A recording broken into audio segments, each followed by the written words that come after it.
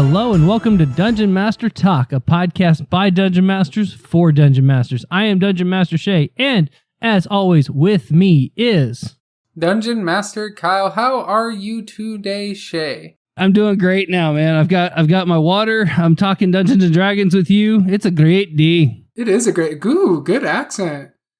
I gooed at that. That was a good one, sir. We're having a great time, laddie. We are having a great time. One of these days, listeners, I too will learn how to do an accent, and my players would love it because I try and it's just the same voice. I'm like, did you hear that accent? Random fact, Kyle, between me and one of my players, we've decided that Canadian accents are the official accent of my party. Really? Some of us can do it, some of us can't. And I can barely do that, and I'm not gonna try. It's really funny to kind of like we were kind of going back and forth. Anyway, that's a tangent for another day. Listeners, thank you so much for being here this week. We super appreciate you joining us each and every time an episode drops. It really means the world to us that you spend your most precious resource that you have, which is your time with us. We don't take that for granted. Speaking of that, if you would do us a favor, if this show has been helpful to you or been entertaining for you, if you just do us a favor and subscribe on your platform of choice, you know, the iTunes, the Spotify's, the Pandora's, whatever. Deezer. That would just help us in the algorithms and just really help boost the DMT name and the community, so that way we can get DMT out to the masses. But also, if you would do us a favor and give us a 5-star review, we would just be over the moon for that. We just hope that this is a great show for you and that we can give you a break in your week to just kind of unwind, relax a little bit, and think Dungeons and Dragons for a little bit. So that being said, unfortunately, we do not have any game updates this week. I mean, I can tell you about the D&D game I had in my head with myself and the crit fails I had. It was all a dream like I had while awake. But the good news is though that my group will go and run another session the day after this. No, the day after. Wait, I'm in the past. You're in the past future. Oh no, Shay, I'm in the past future. Oh no, continuum. I've cracked. I will have an update at the end of this episode, even though this episode will air a week or two after my session actually goes, because my session will be the day after the last episode drops. Yes, and so then 2 episodes later, you'll have an update for that. I smell smoke. I think my brain's on fire. But anyway, yes, so listeners, we did just crack the veil for you. We have been trying to build for our own sanity a little bit of a buffer, and so there is, up until this point, we had been living dangerously, as it were, recording the week that we owed you guys an episode. So for Shay's sanity, as our primary and sole editor, as primary and only, it all rested on him. Just give yourself a pat on the back there, Shay. To give Shay some sanity back, we decided, let's get a couple going here. So even though by the time this airs, he will have played in the past a episode that releases in the future from now for you guys, we'll have his update from the past, because that's when then will be now, to quote Spaceballs. So now that we have finally figured out how time travel works in our podcast metaverse universe, I was not ready to think about quantum physics at night. This is So this was, ladies and gentlemen, this was DMT Endgame. This is DMT late at night. Yep. I do not have enough water in my canteen for that kind of talk. So there's no caffeine in water. Exactly my point. So that being said, let's get into it, Kyle. So we've been kind of recapping, and I won't go into the full recap like I've been doing the last few episodes, but the last couple times we've been talking about the central focus of the plot. What was the main plot? The plot was, or at least the kickoff part, was that a beloved citizen of the community of Silver Forge was being elected as mayor, and she was affectionately called Mama because she was kind of like that matriarchal figure to the town. Everybody was, she was beloved by the town, just all the things. And so the start of it was her inaugural ceremony. She gets captured, the town gets ambushed, and then after that, she has disappeared, and the party is set to go find her. But then, last time we were talking about a little bit more of the actual setup of the evil organization, the Broken Divine, that we've kind of come up with, and it's mostly a high elf centered group that they feel like the world needs to be purged. Correct me if I'm wrong, Kyle. The world needs to be purged. Nope, you're nailing it. That's why I'm silent. Of all of the impurities that if you're not a high elf, you're impure. And that's kind of the thought process, essentially. So they're trying to bring the world back to the way they think it should be as a perfect world in their eyes. And so that leaves some quandaries and conundrums for everybody else that is going to have to deal with them. So, yep. And I think, keep in mind from their point of view, and this is going to be, I think, the hard part for us, Shay, because we're not inherently people who would think like this. Right. But from their point of view, they're not inflicting a harm. They do not think of themselves as the bad guys of the story. Right. And so we have to write within a mind for them. Listeners, this is one of the harder things to do as a DM, in my opinion, is to try to, when you're working with an evil character, to make them truly feel captivating for those that you're playing with. You don't want to come across as, I know this guy is bad and he knows he's bad, but he's doing the bad things. He's a bad person. Play the big bad evil guy or gal as if they believe what they are doing is the answer. Like, this is the way, to quote a great TV show. But then also, it's very true for them. Like, Mei-Ma believes that what she is doing is going to right the world. The world was ruined at this falling event, at the shattering of her god. The world was lost and ruined. She is doing the world a great service. And everyone who would stand against her is misled, miseducated, wrong at their core. All will be right when it's over. Like, she's curing them. She thinks she's doing the right thing. Whatever it has to be to justify it for her. And that's what it is for her. She's not thinking like, oh, I'm doing this, man, but is it right? She's bought in. Right. 100%. And that's what brings her to go as so far as even planning her own kidnapping. But we owe you guys a name, because we said, if you build it, you name it. And we did okay. We named our We built it, we just didn't name it. Yep. And then I made some noises. Shay looked at me funny, and we decided that was bad podcasting, and we moved on. But listeners, we have combined our brain powers. We have built the supercomputers.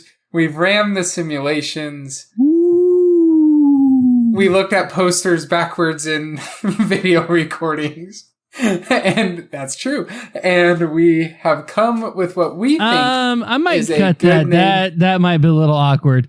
That posters part? Yeah. I don't know. It's true, though. That's true. In my office. But you didn't specify what kind of posters there, sir. That's for the listener to interpret. That just like everything I say is. Okay. Listeners, okay. It's a Marvel poster. Completely clean. Okay, that's fair. That's Marvel movie poster. But we have decided on the name. Drum roll, if you will, in your mind. Neva. We wanted a good, 2-syllable name that could work for this being who was the god of order, control, very law. You do exactly what you told. That has fallen from grace. So we wanted a name that would work for both of that. And should you deviate from this, torture and pain and all of this other stuff will ensue at the same time. Yep. So not a good god of order. Oh yeah, for sure. So Neva is a name we've arrived at. For those following along with notes at home, we have chosen to spell that as Neava. We have written out how to say it for us, written out, whichever was the correct one to say there. Nay-va. Yeah, the Fanatics. Mm-hmm. So listeners, let us know your thoughts on that, but that's what we're going to stick with. Final for now, as final as anything we decide on this show ever is. It is set in stone until it's not. Yep, set in mud. But it's growing on me. I think I do like that. We're going to take Neva and we're going to put them in the parking lot, and we'll come back to them in a second. So, yep, they're later. Yep, we'll come back to Neva later. So for the Broken Divine, right? So you and I've kind of talked like this is a group that has come around after the event, and they're the ones that are trying to bring Neva back. Basically, they're trying to bring back that type of world order. So, but I view them as like they were. The following of this Neva existed long before the fall. Oh, right. This is the shape they've taken now. Like, they obviously didn't call themselves the Broken Divine before, since it was Neva's, like, the same event that ended the world was the same event that caused Neva to fall. But again, parking lotting Neva, focusing more on this organization for right now so that we can build out. So, listeners, the purpose of this, we're not just building out this evil organization because that's what has our interest right now. Our goal right now is we want to figure out what are those little adventures along the way as the party is seeking to rescue Mayma. These adventures should serve multiple purposes. They should serve to grant the party level. This is very early on.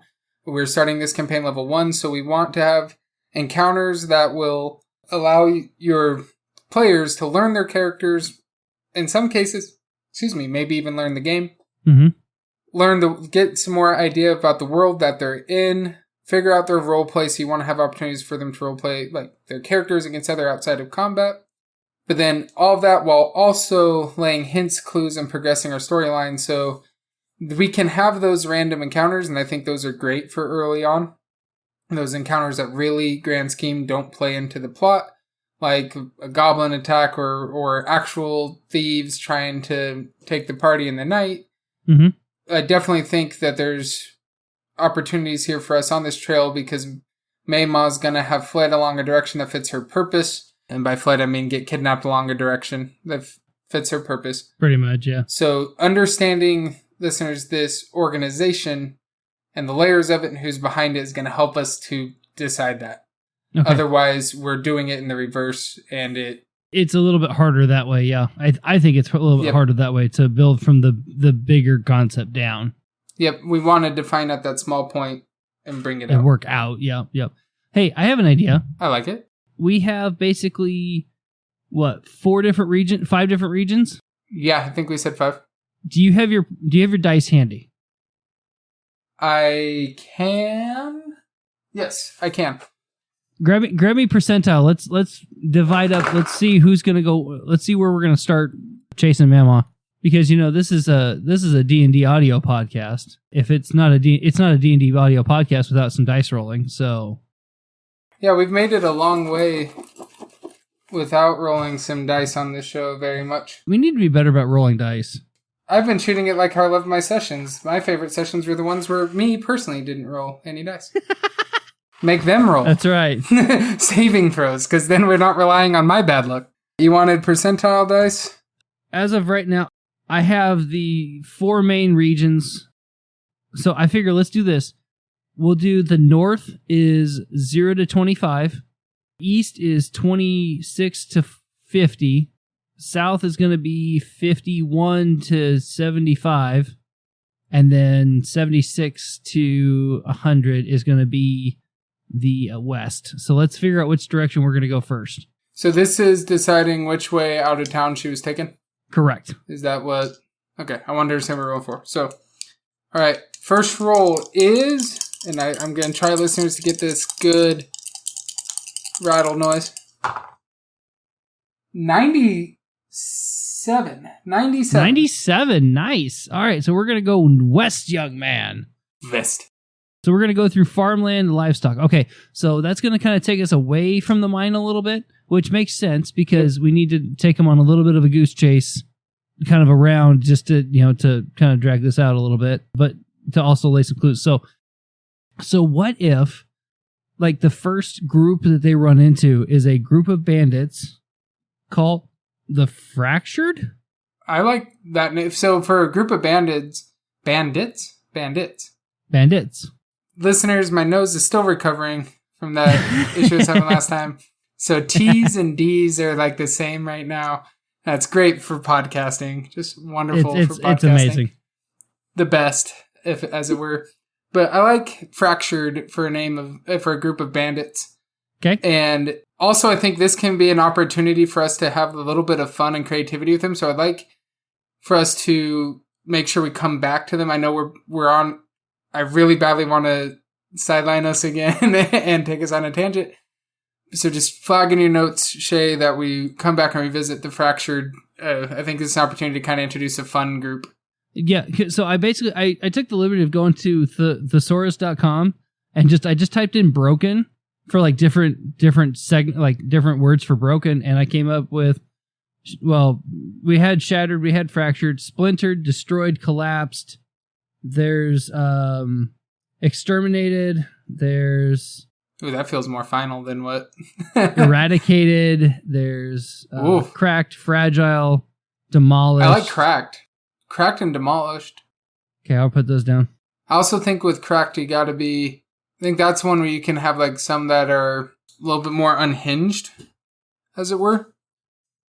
Whereas I think the rest of these are maybe not the rest of them. A lot of them, the core idea of who Neva was hasn't been lost. Yeah. They're probably to different degrees on their belief that Neva can be restored. Yeah. But I wonder if cracked is, like, they are cracked. Like, they're cracked. The losing of their god has sent them down a way of which nobody who ever worshipped Neva would have ever gone in a sane, logical way. Maybe that's more of like our Joker-esque. Yeah. They want to see the rest suffer. Maybe they want to see other gods come down instead of their god restored type thing.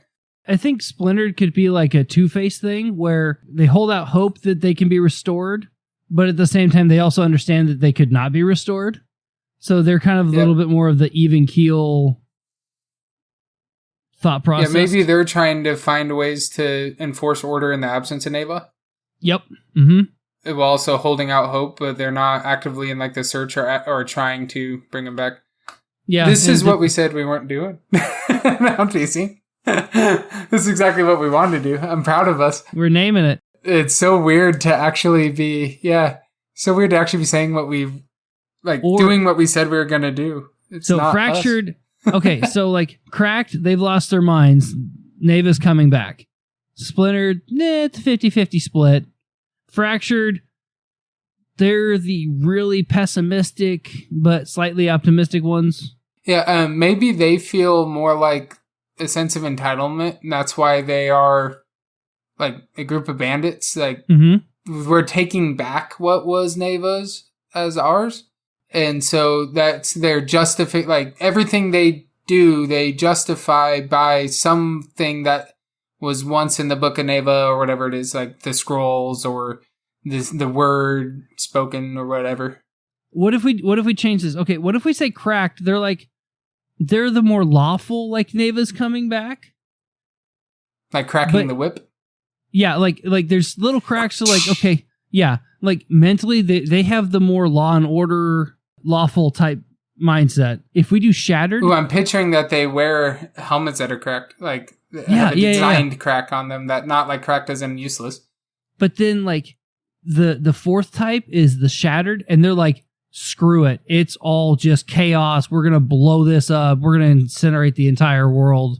Nothing matters anymore. Exactly. Type. Yeah, like this is like the Purge. Like this group is. Yeah, I want a group like that. I want a group that's like, you know what? The sun was a little bit brighter today. I'm gonna go blow up that mine. Like that's. Yep. That's what I want one of them to be like. That just is completely unlike the others, where they're doing everything either to make up for the fact that Neva is absent, in the order of things, or to attempting to bring Neva back. I want one that's like, you know what? No, Neva's gone. Nothing matters anymore. We believed in Neva. This is where it got us. I just want destruction. Okay, I think we have our 4 subsets. Awesome. Sweet. We did it. This is where we play some awesome soundtrack to highlight the fact that we are both bards on the inside.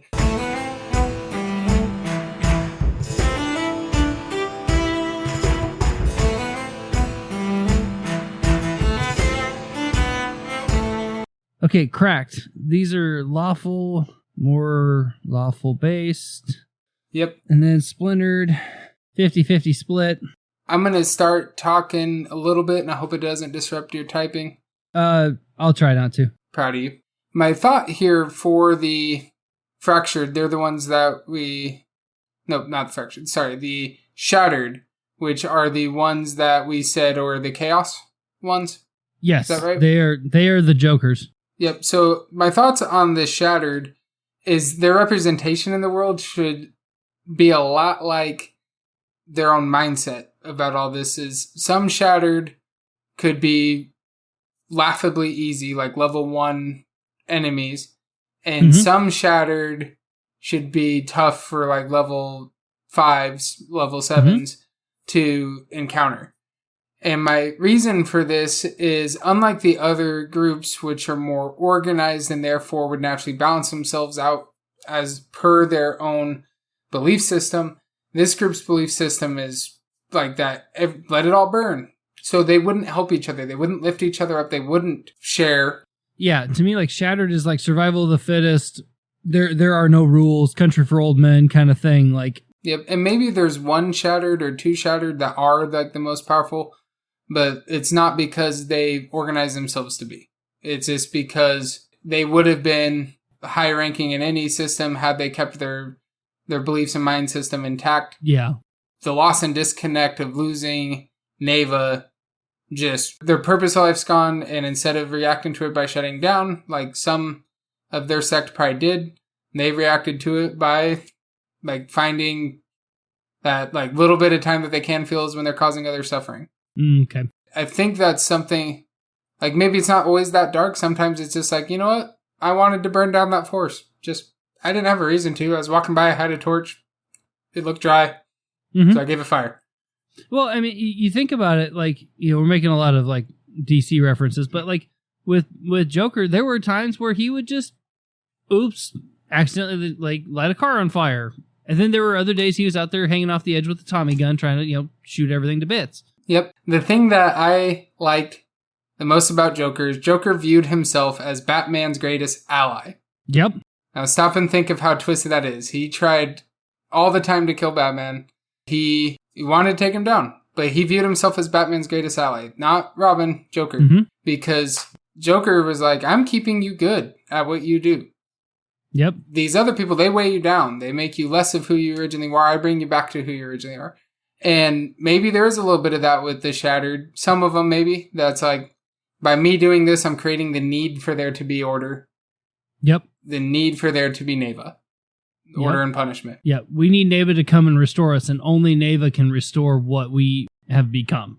And maybe some of them, it's too far gone for even that thought process. But I think at least some of them, that's their core thing, is like, I'm creating the need for Neva. You could even make a case that, like, as I look at this, right, cracked is less damaged than splintered, which is less damaged than fractured, which is less damaged than shattered, right? Oh, so maybe shattered are the most powerful there is? Well, that's what I'm saying. Like, as we go through this whole thing, what if, like, the more demented they become is the higher, more powerful, like, the more that you have to, like, sell yourself for this cause. Because, like, think about it, like, if we're taking our Joker example, like, he was sold out for everything that he did. There was nothing that he did not think through. There was nothing that he did not plan for. He was undeniably evil, but he was so methodical. He was very, like, thought out for when he did this.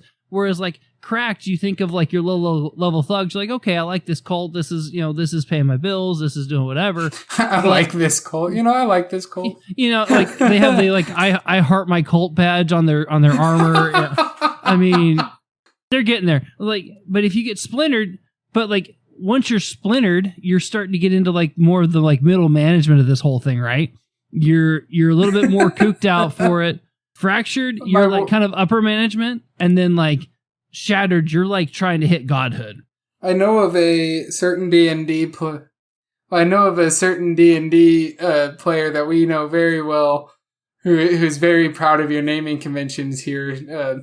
Shout out to my warrior who knows himself as the defiled and the disgruntled. He probably likes this. Yeah, he's like, hey, copyright infringement. But no, I do think that there's probably something to that. I think like the potential for how dangerous they should rise with the degree of brokenness that they are. Oh, absolutely. I think that just fits, and I think that also makes it fun and intuitive, a little metagame, if you will, within this, especially if we do ever end up putting this formally down into a book, which I know is you and I's ultimate dream and goal with it. So that's a good thing. Hey, listeners, you liking it so far? We hope so. A lot of this, again, listeners, a lot of it can feel really abstract right now. I want to remind everyone that when you're out writing this down and you're actually trying to formulate your own campaign, it's kind of twofold. You start small in the world, big in the concept. Like, you got to get that end goal in mind, which can feel big. Small in the world build, and then you build it out, and it'll slowly become more like you're actually writing out this, then that. But then remember also with D&D, it's cooperative storytelling. So we're trying to establish the world, motivations, and general plot threads for the party to explore and fill in that story gap. Mm-hmm. It's a very unique form of storytelling. And with that, listeners, also keep in mind, we're doing this in 30 to 45 minute chunks across time. So it would take less time if we were to sit and just hash this out over weekend where we'd spend 8 consecutive hours. But that wouldn't be as fun over a podcast medium, I don't think. Well, and here's the thing too, like, we're co-DMing, so we're shooting things off of each other. We're bouncing ideas, but also like it's really fun when you're planning a campaign to just spiderweb your thoughts, like just turn on tremendously. Like just I kid you, this is what I do if I'm doing this by myself. I will turn on a music soundtrack that has no words. It's just basically background video music. And I will just let my brain just wander into the abyss of whatever thought comes to it. And if it makes sense to the campaign, then it usually goes on paper, like somewhere in a parking lot that I can bring back later. Otherwise, I just figure it out from there. What really kills me when I'm planning my own is I so badly want to talk about it. And the people I want to talk about it to the most are the guys that are playing it. Yeah, because you guys know the context. I want to tell you. Exactly. I want to tell you what you didn't do. I want to tell you what you could have done. I want to tell you what's next, but I can't. That would ruin it. And so I think part of me that does the tangents here is that excitement of I'm getting to share the ideas instead of keeping them to myself in my notebook. And my wife, who will listen to this because she's a wonderful person, is going to roll her eyes when I say keep them to myself, because she's going to say, no, you don't. You come and tell me, and you tell me all your ideas. And like, I just want to talk to you about like life and the house and this stuff. And you're talking D&D the whole time. So thank you, honey. I love you. It's good to have like one person outside your campaign that follows your campaign. That way you can just like vomit, for lack of a better word, everything that's good that you want to do and brain dump that way. That way your players still get to be excited about what you're coming up with. You don't have to spoil any spoilers, and it's a win-win-win for everybody else. But back to the regular schedule program. Slight longer pause on that. Little bit of bring back to our old days of his advice stuff, which we look to get back to. More to come for that later. Have your outlet person pre-plan that. It's a good call. Good shout out. Good one from Shay. All right, back to the scheduled program. After Shay said back to the scheduled program, because for a second I was in charge. You regularly scheduled programmed my regularly scheduled program. I see how it works. I did. Yes, you got delayed. You got pushed to next week, sir. Find out next time. No. Yeah. Next so I think now. Anyway. Oh man, All right, I got cut off. Yep. No, we're good. So we're going west. So that means, according to our notes, we are going into the farmland and livestock areas. So, do we want this to be a chance of them going in the wrong direction type thing? So, like, sure. Do we want it to be clear? Those who took Maymont went west, and so it's automatic that the party goes west, or do we want it to have to be a bit of investigation? I have concerns with it being a bit of an investigation, even after I'm the one that introduced that idea, because we do want to level cap this part of the adventure, but yeah, I have an idea. So when the fight breaks out, if they roll a DC 16 perception check, they can see which direction she gets towed off to. If it's the next day, they need to roll a DC 15 investigation or nature check to follow tracks, figure out where all of the commotion and chaos went. I think like that way you can get some good rolls going. Yeah, encouraging the dice rolls early on in a campaign, I feel is always smart, because typically early on in a campaign, even with experienced players, it can feel be a little bit rusty because you're new to your character most of the time, unless you're replaying a character or class. It sometimes takes a minute to kind of figure out, all right, what is my character good at? How would they do these scenarios? So introducing those scenarios allows them to start formulating how they want their character to interact. Yeah. Oh, also, real quick, we should point out that when we make these encounters, these are going to be for parties of 4. We're going to make them roughly for parties of 4, maybe 5. So as a DM, if you have bigger parties, you're going to have to adjust your algorithms a little bit. If you have smaller parties, you might have to adjust down a little bit too. But we're going with that average of like 4 to 5 PCs in this campaign. So we're going west. Let's come up with a road name. We are going to go down Cottonwood Trail. There's a big cottonwood tree out that way. Yes, there's actually going to be a fair amount of cottonwood trees out and around Silver Forge for probably about a quarter mile, give or take. It's kind of like a little sheltered oasis kind of thing. And that's going to give the cover for the ambush. That's going to allow some like hidden people to kind of escape if they need to. Yeah, they're playing hide and go seek behind the tree. Yeah, and that's why the perception check or the investigation is going to be kind of high. Yeah, that, and it was a chaos ambush. Like, there's so much going on, because if you're, I so badly hope none of us ever are, and that you listeners never were. But if you're ever in a situation where it's panic in a mass crowd, it is hard to keep track of even somebody that started off next to you. That's why not an easy check. Is it hard to start off? Yes, but there's a method to our madness. Anyway, and it being a party of 4 and each one getting an opportunity, and then there being the follow-up opportunity again for a party of 4. And then if they fail those checks, we can bake in stuff into the story that can then eventually point them to the right way. They're just going to have some more opportunities for roleplay if they roll bad, and more opportunities to get the story going if they roll well. So we're going to go to Cottonwood Trail, and we're going to say that Cottonwood Trail is probably about a 125 mile long trail. Oof. It's a pretty long trail. Yeah, it goes all, it's one of the like, it's kind of like a transcontinental interstate or a highway. They walk it? Well, that depends on if they can get transportation. 125 miles by foot, my feet fall off. Here's the thing. They don't have to do it all in one time, first of all. Second of all, we're building the world as we kind of do this, right? I'm giving us places to land later. So, okay, so we're going to go down Cottonwood Trail. It's 125 miles to the west, 125 miles to the east, and that's through some desert, but we'll talk about Bruno later. So getting back to the west, let's say that if the ambush party gets a good head start, it's going to take the party a solid 3 to 4 days to catch up. And that's if they're pushing it. Because... Well, do we want if they secure horses amount of time, or if they...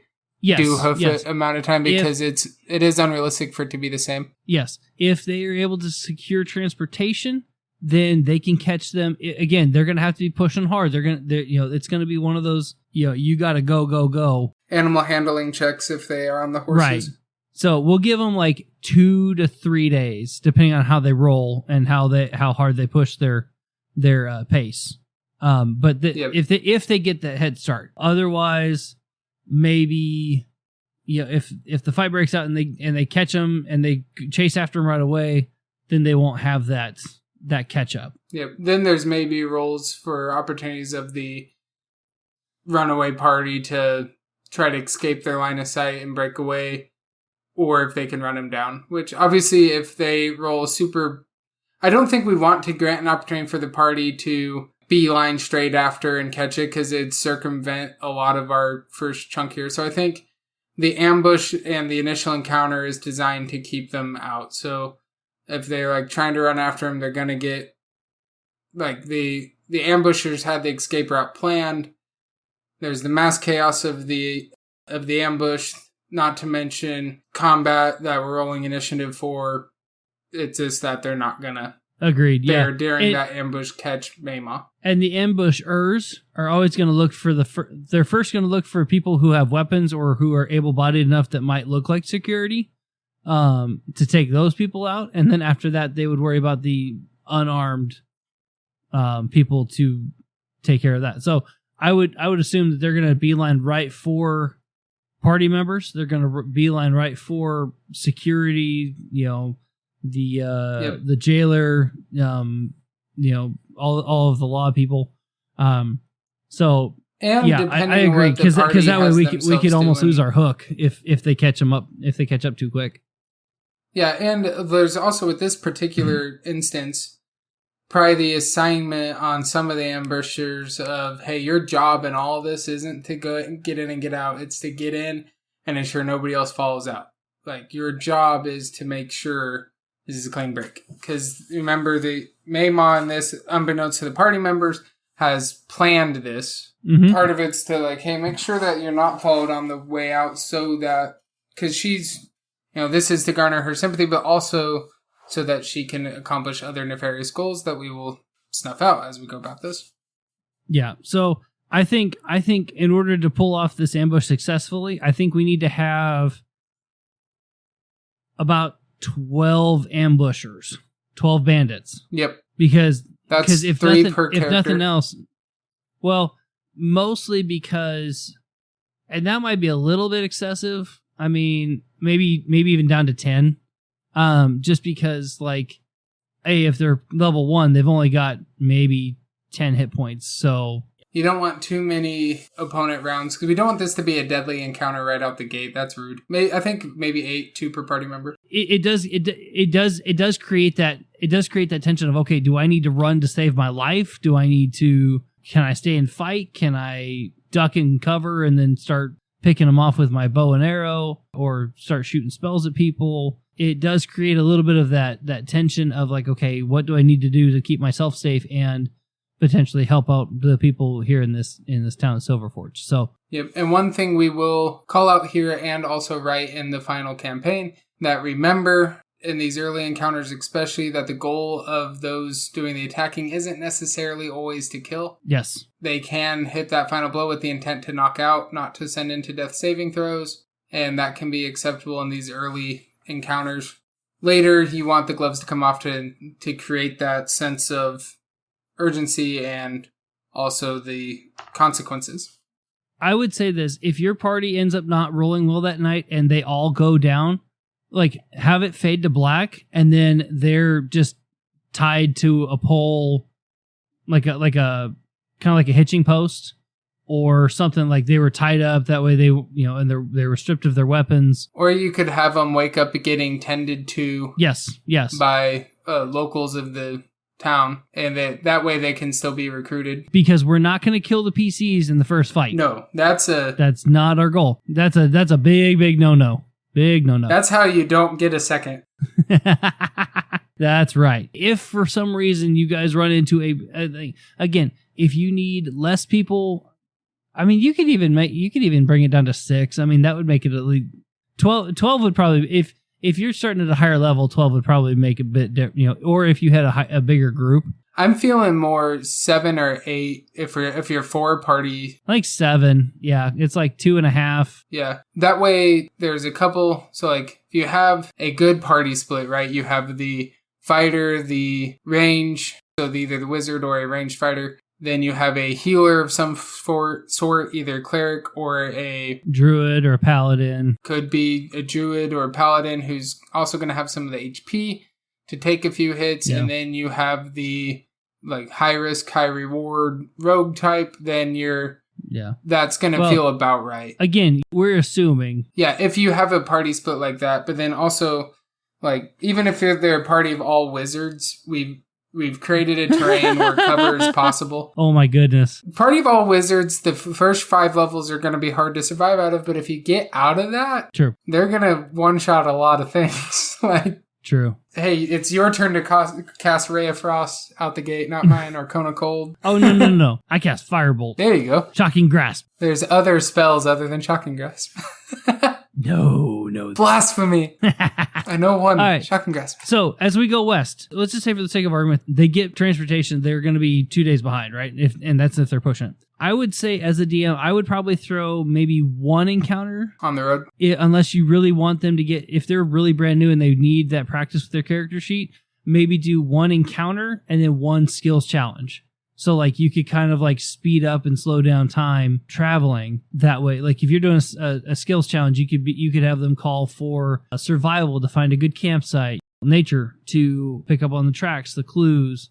If you have, like, various little things like that. Just that way you're mixing it up and you're getting your players involved and getting those dice rolling, especially for newer players. If you have an older group and you just want to ambush them and help them get their XP up that way so that way they level up faster, all the power to you. You have a group like that gets Mamaw out of there, they're going to have some trailer groups that are going to make sure that nobody's following them and stuff like that. So I would have like a trailer group that does that. Let's come up with a small town. Let's come up with a real quick small town before we end this episode that we're going to stop in. I have this. It's a name that you and I've always wanted to use in D&D. We crossed a sign that said it once.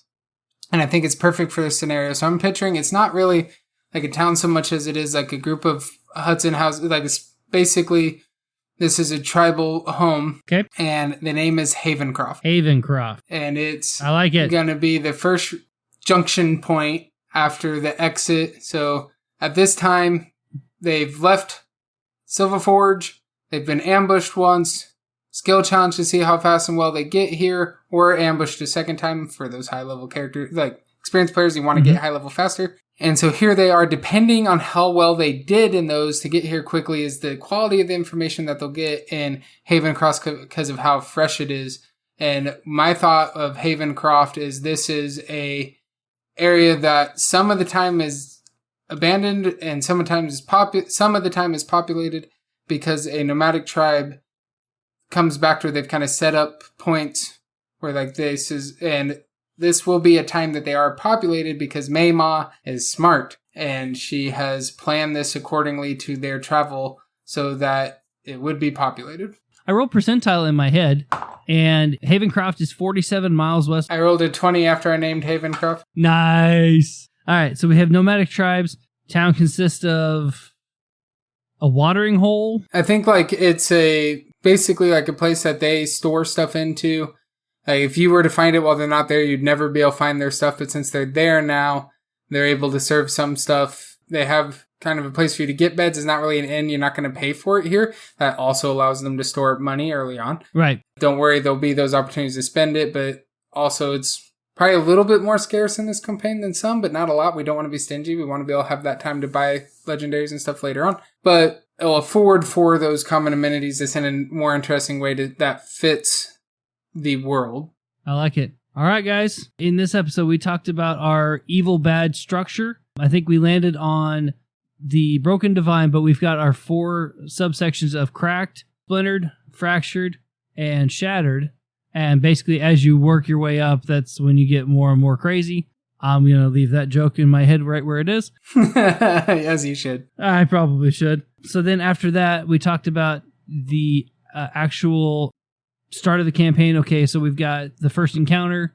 Let's land on like 7 bandits. I think 7's good. It's right in between what we said. Yeah, for a group of 4, that's probably pretty good. Yeah, medium difficulty. Hopefully we'll put it into a calculator later. And then the group is going to assuming they pick up on the clues, they are going to head to Havencroft, which is 47 miles west of Silverforge, which is a nomadic little village that is kind of more like a retirement place in the summer and the winter. Stopping point. Because they travel for what I think like this group would be like a hunting tribe. So basically they move to different areas to chase after what they can hunt in that time of year. Then they'll kind of come back. So they're here right now for something. But, okay. Well, guys, thank you so much for being with us this week. Again, we tell you all the time, but we really, really do mean that we really appreciate you guys being here with us. If you would love to give us any input about the world that we are building, we would love to hear it from you. You can email us at dungeonmastertalk@gmail.com.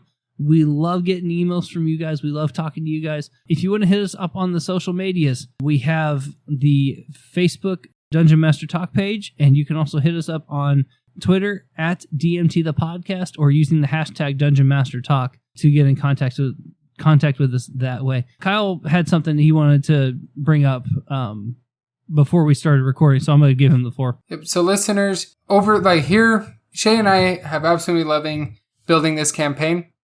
But one thing we want to make sure of is that we don't lose sight of what brought us together on this podcast, Dungeon Master Talk, and that is helping you, the listeners, and ourselves become better dungeon masters.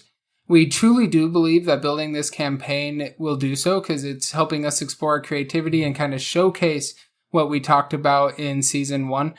But we don't want to feel like we're moving too far away from that core goal.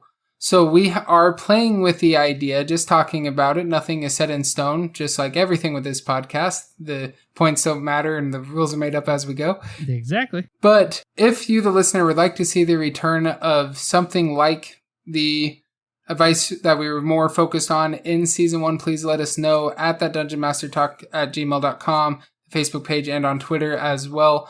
What we are thinking of if we do turn back to that would be kind of more of a split look of the episode. So that would be us spending some time in the episode focused on an advice topic that's near and dear to our hearts, and then another part of the episode working on the campaign that we're building. If you would like to see that, let us know. If we don't hear anything, then we'll probably just do what feels right to us. And if you don't like that, you'd have to then let us know. So either way, please reach out to us. We'd love to hear from you. We feel like we are loving this, and we've heard some feedback on this, guys, but we really do want to make sure we're delivering what is the most meaningful to you as you are preparing for or running your campaigns, whatever that may be. And so please let us know. And I will turn it back over to Shay. All right, ladies and gentlemen, the moment you've been waiting for in this show, the update from Shay's game. Let me fill you in real quick. So the session prior to this, they had defeated the boss villain. They had some downtime, and they were able to get the rest, get recuperated, had some visions. There was all that. Well, then they ventured back through the dungeon they had been in to a secret door that the barbarian had been given privy to in a vision, and they stumbled into a new room. And this room, it was built similarly to the room that they had come from, but this one was a lot more crude.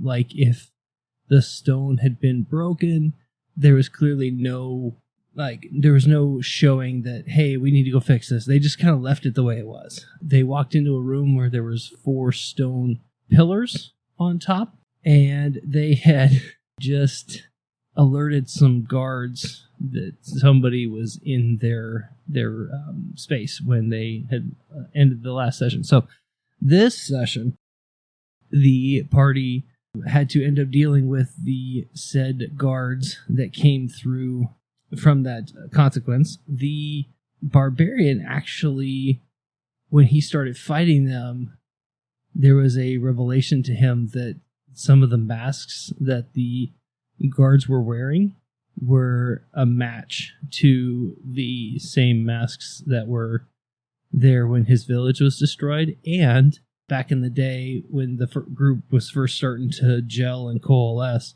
of an underground operation that they busted, those were the same people that were running that operation too. So meanwhile, the rogue and the sorcerer were kind of scouting ahead, and they ran into this big Ophi kind of 2-headed monster that they decided to use some shadow magic with and ran him into the wall. He got him talking to himself and blaming the other part of himself for what the other person was experiencing. It was kind of interesting, but it was really funny. So then after the guards were defeated, the group was getting ready to figure out what they were going to do, and a new player showed up. Now, this new player had actually been given a revelation of what these guys looked like, which is really weird because most of these guys were clearly not from around here. They've never been seen before up until, maybe about a month ago, give or take, in game time. But this human fighter actually was given a revelation of them and was drawn to their presence. Well, to make a long story short, he ended up stumbling upon where they were, and they all decided that they would take him on as an intern. And so Ryan the Temp, quote unquote, joined the group.